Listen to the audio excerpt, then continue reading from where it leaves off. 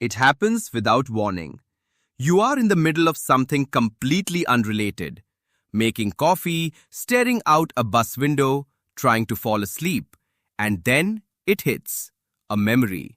Not just any memory, that memory. The thing you said at a party 6 years ago that made the room go quiet.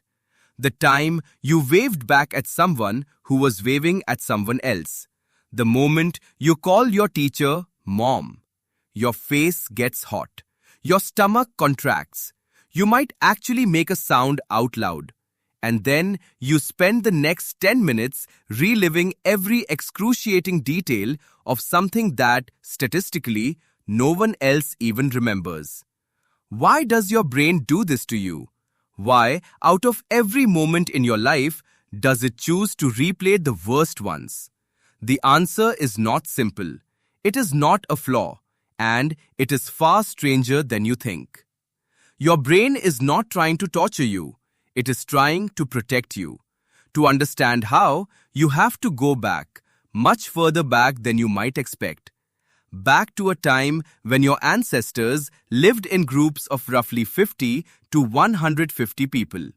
Small bands of humans surrounded by predators and rivals and the constant possibility of death. In that world, the single most dangerous thing that could happen to you was not a lion. It was not a drought. The most dangerous thing was being cast out from the group. Exclusion meant death. Full stop. No fire, no shared food, no protection at night. If your group turned against you, you were finished. And what could get you cast out? Social failure. Saying the wrong thing to the wrong person. Violating a group norm. Embarrassing yourself in a way that made others see you as a liability. Your ancestors who survived were the ones who learned, fast, from social mistakes. The ones who didn't care, who forgot easily, who moved on without processing what went wrong. Those ancestors were the ones who repeated the mistake, lost standing in the group, and paid the ultimate price. This is the foundation of what researchers now call the negativity bias.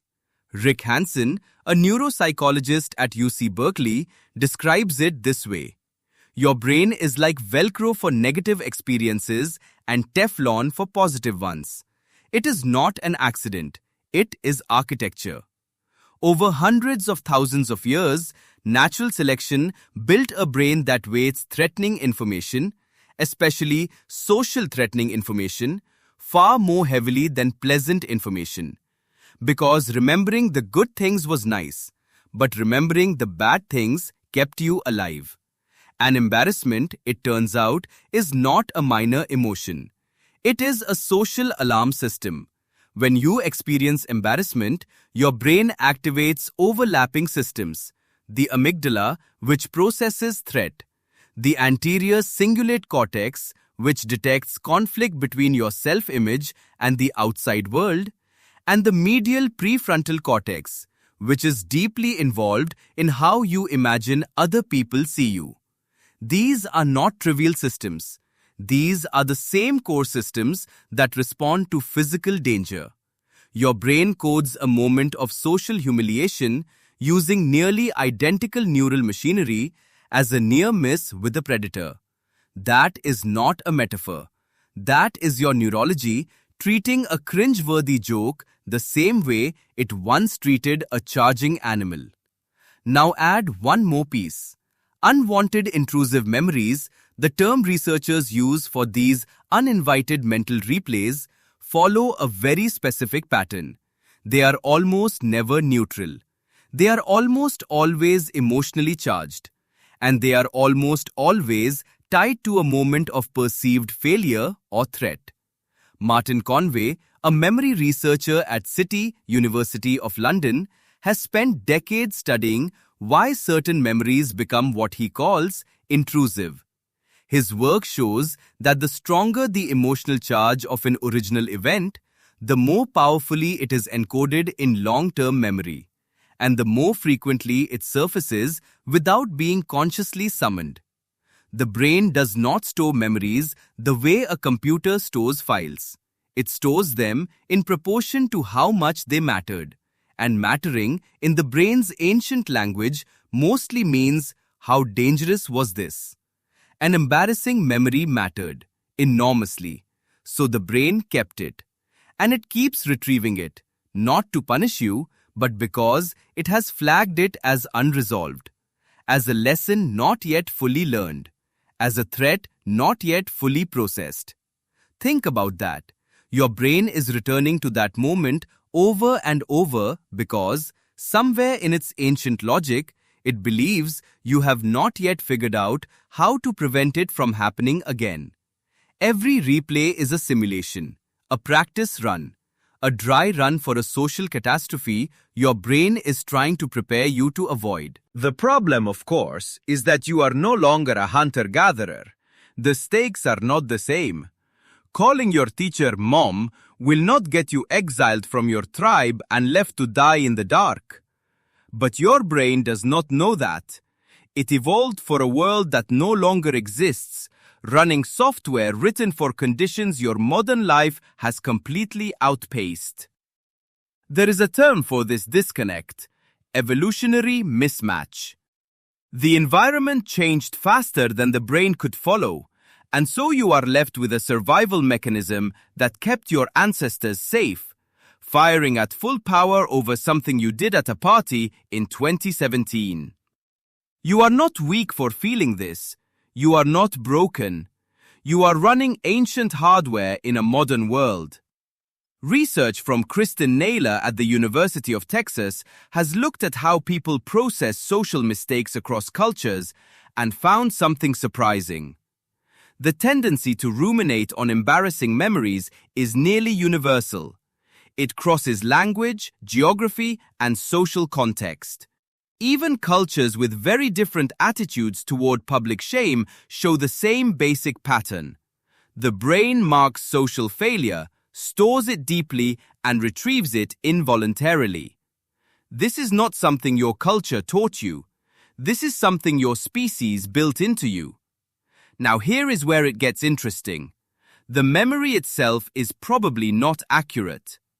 Every time your brain replays that moment, it does not retrieve a perfect recording. Memory does not work like video. Each retrieval is also a reconstruction. Your brain pulls fragments from storage and reassembles them in real time, influenced by your current emotional state, your beliefs, your mood, your stress level.